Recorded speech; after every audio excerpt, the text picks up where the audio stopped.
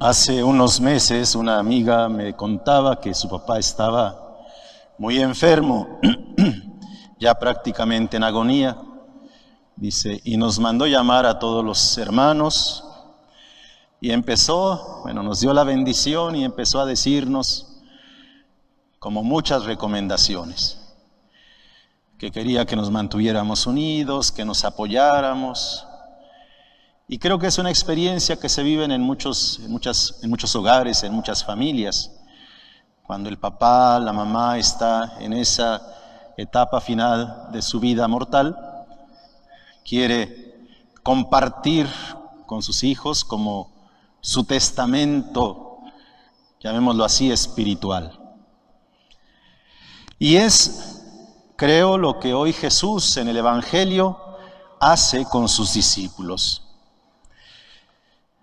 Hay este mensaje de despedida en el que Jesús presenta con una fuerza especial algunos rasgos fundamentales que han de recordar siempre sus discípulos a lo largo de todos los tiempos, para que puedan ser fieles a la persona de Jesús, a su evangelio. Y ese mensaje de despedida es también dirigido a nosotros hoy. Jesús ama a sus discípulos, los ama con un amor profundo, como Él es amado por el Padre. Y ahora tiene que despedirse de ellos. Pero sabe bien que aquellos discípulos están en un proceso, que van apenas empezando ese camino de seguimiento y que todavía hay en ellos pues cierto egoísmo, que todavía no han logrado quererse profundamente, y por eso quiere dejarles claro qué es lo fundamental.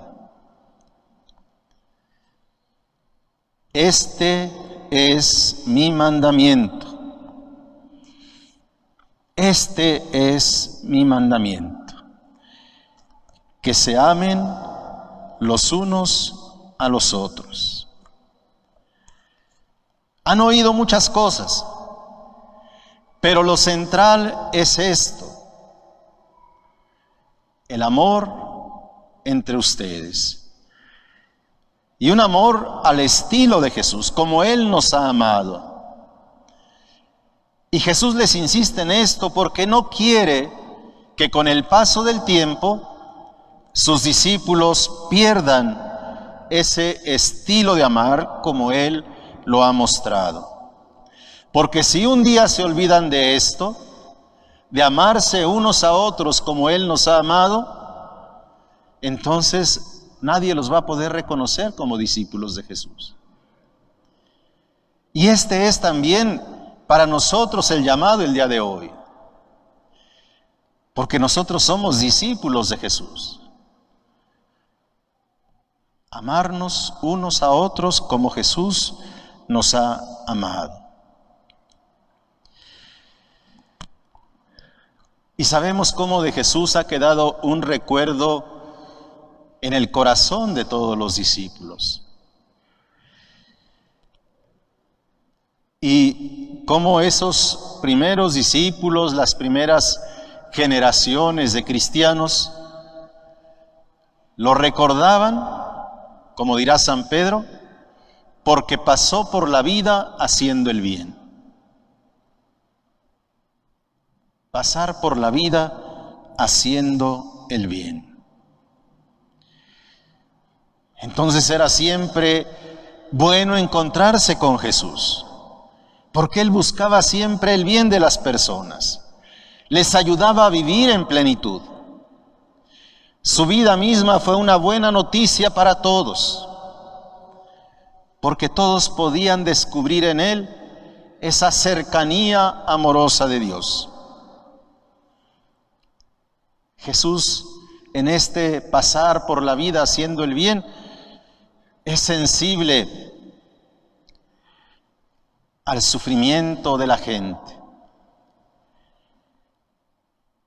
¿Recuerdan aquel pasaje que San Lucas nos presenta de la viuda de Naín? Cómo van saliendo de aquel poblado a enterrar a su hijo único, y Jesús se conmueve hasta las entrañas por el dolor de aquella mujer viuda.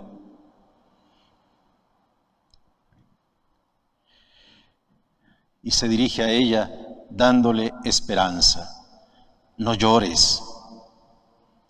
Pero ¿sabe por qué le dice eso? Cualquiera de nosotros nos resulta un poco contradictorio que aquella mujer va a enterrar a su hijo único y Jesús le dice, no llores. Pero Jesús sabe por qué se lo dice. Porque le va a devolver a su hijo que estaba muerto. Alivia el sufrimiento. Seca las lágrimas de quien sufre. Y así en otras ocasiones.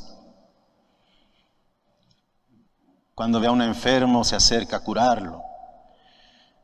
Cuando ve aquella multitud que estaba hambrienta, multiplica los panes para que alcance para todos. Es sensible al sufrimiento, pero busca también resolver aquella situación. Está siempre disponible para hacer el bien. No piensa en él mismo, ni piensa que por lo que vaya a hacer va a quedar bien con los demás, va a ser famoso, no. Simplemente busca hacer el bien. Es lo que le interesa a Jesús, que su hermano esté bien, que deje de sufrir, que viva en plenitud.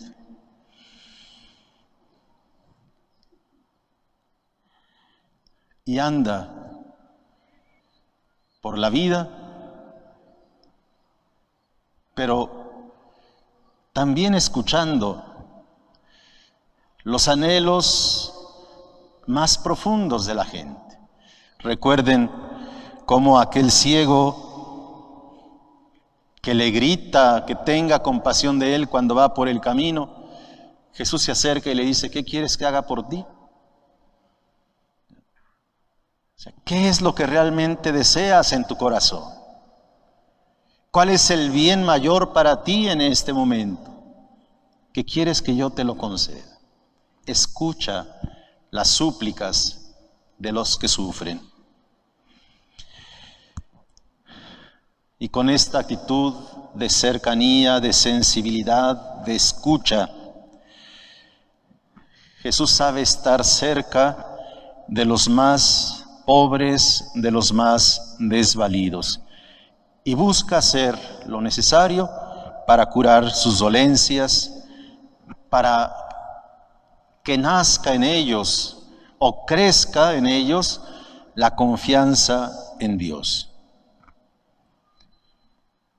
Ciertamente que Jesús en su vida mortal, en su ministerio público, hizo algunos milagros, curó a algunos enfermos, pero había otros muchos enfermos. Pero Jesús, con muchas personas, lo único que tiene es un gesto de bondad. Deja que los niños se acerquen a Él, los abraza. No quiere que nadie se sienta huérfano. No quiere que nadie se sienta abandonado por Dios. Por eso bendice a los enfermos, para que experimenten misericordia, cercanía de Dios con ellos. Por eso es capaz de tocar al leproso, para que no se sienta excluido de la comunidad. Estos son los gestos de Jesús, con los cuales refleja el amor que tiene por estas personas. Y eso es lo que nosotros tenemos que aprender. Ámense los unos a los otros como yo los he amado, al estilo de Jesús, con esta sensibilidad, con esta cercanía, con esta capacidad de escucha, con esos gestos de bondad y de amor para con todos.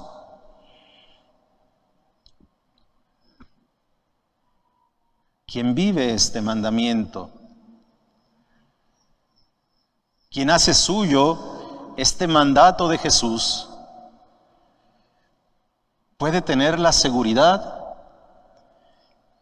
de que la alegría estará siempre en su corazón. Les he dicho esto para que mi alegría esté en ustedes y su alegría sea plena.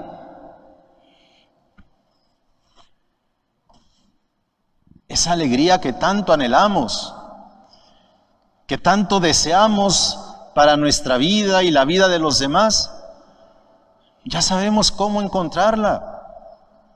Vivamos el mandato de Jesús, al estilo de Jesús. Y eso tiene que ser algo característico en nuestra vida cristiana. Alegría. Una manera de vivir. Una manera de comportarse, de convivir entre nosotros, hermanos, siempre alegres. Una alegría que no es fruto de que seamos muy optimistas, que tengamos una alta autoestima o que tengamos un cierto bienestar.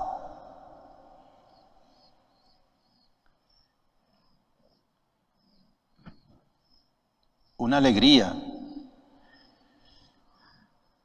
que nace en nosotros porque cumplimos el mandato de Jesús y sabemos que Él está en nosotros y que la alegría que tenemos es la alegría que Él nos comparte.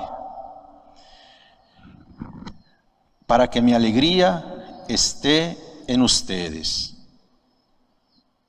Esa alegría de saber que estamos cumpliendo la voluntad de Dios. Que no nos hace que no tengamos problemas, pero sí que los afrontemos con una actitud diferente. Esa alegría que nace de la unión íntima con nuestro Señor. Es una alegría que está en la raíz de nuestra vida. Una vida sostenida por la fe en Jesús. Hermanos, Cristo es siempre fuente de alegría y de paz interior. Quienes lo siguen de cerca lo saben, pero a su vez se convierte en fuente de alegría para otros, porque la alegría cristiana, esa alegría que nace del saber que Dios está con nosotros, es una alegría contagiosa, es una alegría que se comparte, es una alegría que no guardamos solo para nosotros, sino que de una forma natural fluye hacia los demás. Creo que esta palabra de Dios que hoy hemos escuchado nos cuestiona a todos, a ustedes, a mí, sobre cómo vivimos nuestra fe. ¿Cómo estamos viviendo nuestra fe? ¿Queremos vivir con alegría? Esforcémonos por vivir el mandato del Señor. Queremos que los que están a nuestro alrededor, nuestra familia, nuestros amigos, sean alegres. Compartámosle esta alegría. Que se note nuestra fe en Jesús. Que la Santísima Virgen María, causa de nuestra alegría, nos acompañe en este caminar, en este ser discípulos de Jesús. Que ella nos enseñe a vivir siempre alegres, porque tenemos la certeza de que Dios está con nosotros. Siempre alegres porque vivimos el mandato de Jesús. siempre alegres porque participamos de su misma alegría. Que así sea.